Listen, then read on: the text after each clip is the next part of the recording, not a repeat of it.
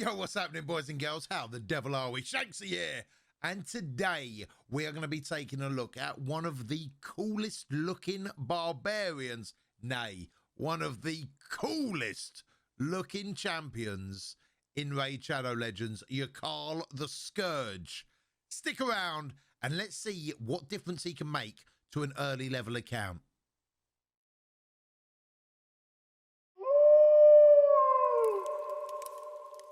How's it going, boys and girls? Right, already been said, we are going to be taking a very close look at Yakarl The Scourge today. Now, this is not on my account. This is on Korsakov's account, where we done a bit of a shard opening for him, and I'm going to release the video tomorrow. It was the most insane luck you have ever seen in a 17 shard opening, especially on Void. Dear, oh dear, oh dear. So I'm going to release that tomorrow. Keep your eyes peeled for that one. But one of the champions that we got, spoiler alert, is Yakarl The Scourge. Now, Korsakov's has very, I'd say, early to mid-game within his account. So we haven't got crazy gear that we can put on this champion. We're not even at stage 20 of any of the dungeons, from what I'm aware. And same with Doom Tower and things like that. So it's going to be interesting what we can do gear-wise for this guy to see what type of difference that he can make to an account at any level, right? So what I will do is show the gear that he's got on him. I'm not going to change his gear or anything like that. So I'll show the gear that we've got on him, and then I'll probably tell you what I'd put on him if I had the option. It's worth keeping in mind, guys, that Urcarl is a really, really cool champion, but you need to really think about who you pair him with. This is not the one champion to rule them all. He's not going to come in there smash down waves like a Foley or a Trunder or something like that. He really does need a lot of setup to get that right. Now, he's very, very good in Doom Tower. He's very, very good in the arena. And he can do a job for you in some dungeons, not all of them. Right, let's start with his passive, work our way backwards. Aura, increase ally attack in Doom Tower by 43%. 43% extra attack is huge. Absolutely huge. A large majority you see around the 30, 33 mark. I think Royal Guard's like 33% in dungeons. So 43% in Doom Tower is absolutely massive, especially if you're just trying to power through waves, nuke them down. Having someone like that as a lead at 43% is absolutely huge. Right, then we're going to go into his passive, which is Lord of Ice. So his passive effect is decrease the damage this champion receives by 10% and increases the damage this champion inflicts by 10% if there are one or more enemies under freeze. Increase the champion's speed by 15 and resistance by 50 if there are two or more enemies under freeze. Again, what we're saying is he needs that type of setup where there's going to be multiple people under freeze to really get the most out of this champion, and he's just going to start boosting himself and snowballing. Yeah, all right, freeze, snowballing, behave yourself, Shanks. Active effect also places an unkillable buff on this champion for 2 turns whenever there are 3 enemies under freeze debuff. So if you get an AoE freeze, that's absolutely huge that the unkillable pops up. I've got to be honest, I'd like it to say when the freeze wears off. It would make more sense, but it is what it is. It's unkillable. Lovely of the jubblies. Right, Glaciate is his A3. It's worth keeping in mind the way that he will target is he will use his A2 first, then his A3. So because of his AI, let's start with that first. So this is going to be attack one enemy, 75% chance, 100% chance when booked of placing a 30% decreased speed debuff for 3 turns and 100% chance of placing a freeze debuff for this for 1 turn. Also steals 100% of the target's turn meter and places a 30% increased speed buff on this champion for 3 turns. Keep that in mind. So not only is he going to freeze them, he's going to slow them, he's going to steal all of their turn meter. So if you're in an arena where you're picking who you're attacking and you go for their, I don't know, their next champion in line, for example, you are stealing all of that turn meter, putting an increased speed buff on yourself as well. And you're pretty much going to get to go straight away into your next ability. So a 100% chance of placing a freeze, stealing their turn meter, providing he's got the accuracy, and then going to be able to go straight into your A3, which is attack one enemy 3 times.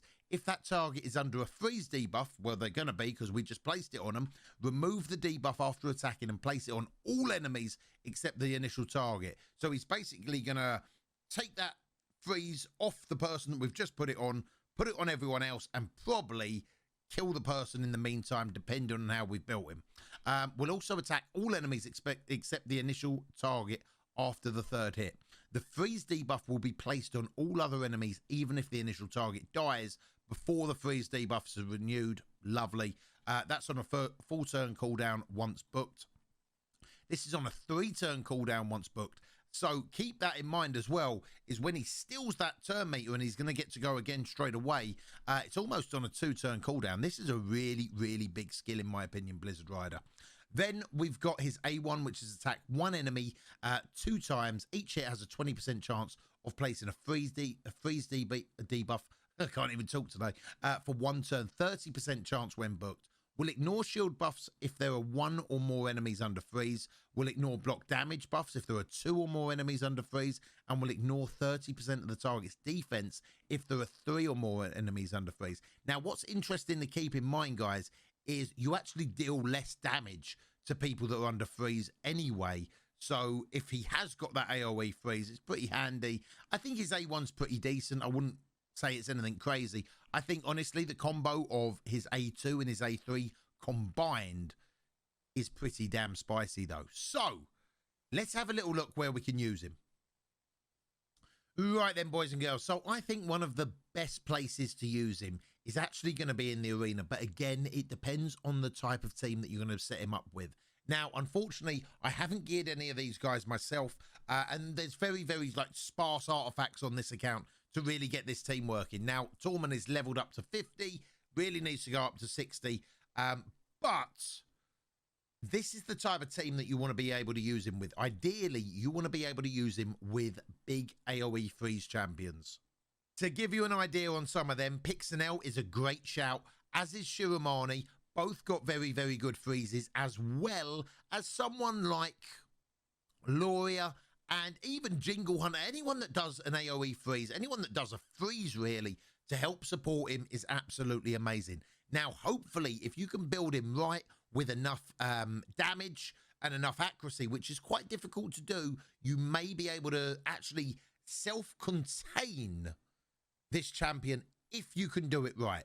So what we're going to do is have a little look in the arena. Now, I don't expect to actually win any of these fights. We're going to be picking real opponents. And again, we're in gold 4 with very, very little gear and things like that. But I want to type of show you the run through, or at least my train of thought on how Urcarl should work. And then we're going to talk about the gear and how I would build him if possible. So loading on in here, I'm going to make sure it's on auto. We're probably going to, oh, I didn't actually expect to go first here. So we're going to speed up there. Lovely. We are going to put block debuffs and strengthen over here. Now it's our go. So we're going to be able to steal the turn meter.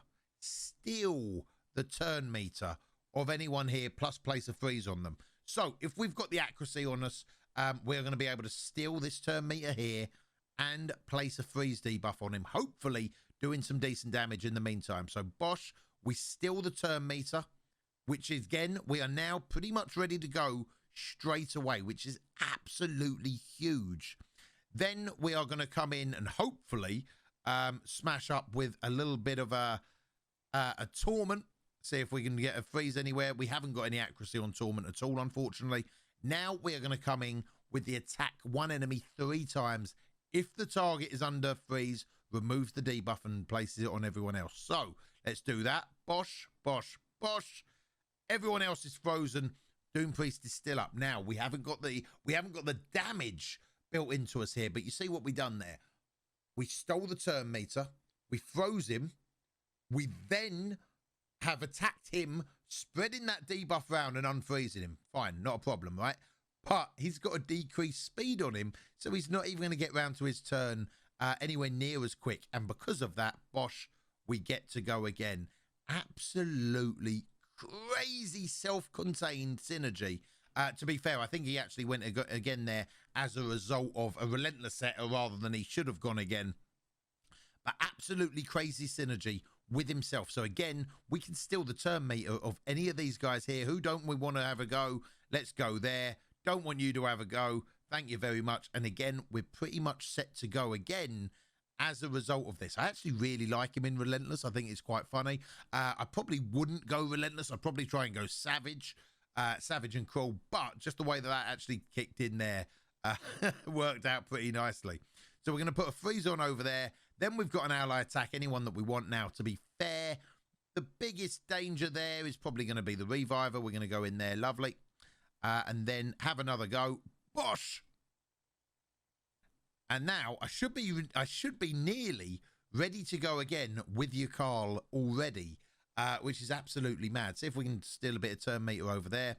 And now we're ready to go again with Yakarl. So what we're going to do is target. I feel like probably targeting Cal will probably get the kill. We don't get the kill, unfortunately, but we do get the freeze everywhere else. Now we get an ally protect. And again, we're going to go over here. And absolutely, just the synergy, the self-contained synergy by himself is awesome. And I think a lot of people have been overlooking that as well. The fact that he can steal the turn meter.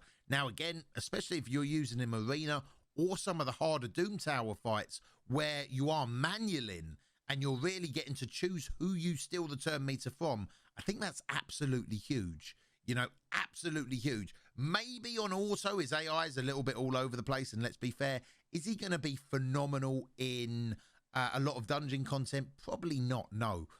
Especially if you want to set up for an auto or a quick run or something like that. It's probably not your guy. But as far as utility goes within the harder waves and being able to spread that type of stealing the turn meter thing, as long as you can build him up with enough accuracy, this is a hell of a champion, guys. A hell of a champion. So we're going to go on Doom Priest there. Bosh, still the target turn meter. We get to go again. We'll clear that off and should put the freeze over there. We're doing a lot of damage now. All over the place, we're doing a lot of damage. We'll put the block debuffs up. We've won this fight, which is really, really nice. Obviously, it's taken us an age. You know, it's taken us an age. We're going to have a little look at the build in a second. This guy's not in great gear. He's not in great gear. Let's not beat around the bush about it. He's not in great gear at all. But we have won the fight, to be fair. A fight that I didn't really expect to win due to just his self-contained kit. I really, really like him, guys. I really, really like him. I think he can do a really, really good job for you. Look at that.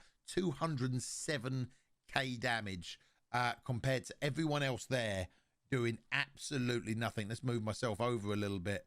Hykertoon there with 17k. Necker 31k. Torment 17k. 207k all by himself, and he totally locked out the enemy team single-handedly, almost, right? Totally locked him out. I like him. Let's have a little look at his gear and what I'd recommend. So all of his abilities, guys, require attack and they require accuracy. So straight away, we know if we're going to use him as a damage dealer, that's what we're going to need to think about, right? We're going to need to get to 100% crit, as much crit damage as possible. But unfortunately, then we also need to do a lot of accuracy. So he's not going to be one of the easiest people to build at all. So you've got a few options with what you're looking for with gear. Ideally, as a damage dealer, you want him in Savage, if you possibly can. Relentless actually worked out pretty nicely for us. And then with the offshoot of that, you probably either want to put him in Cruel gear for a little bit of extra damage, or look at boosting that accuracy up as much as possible.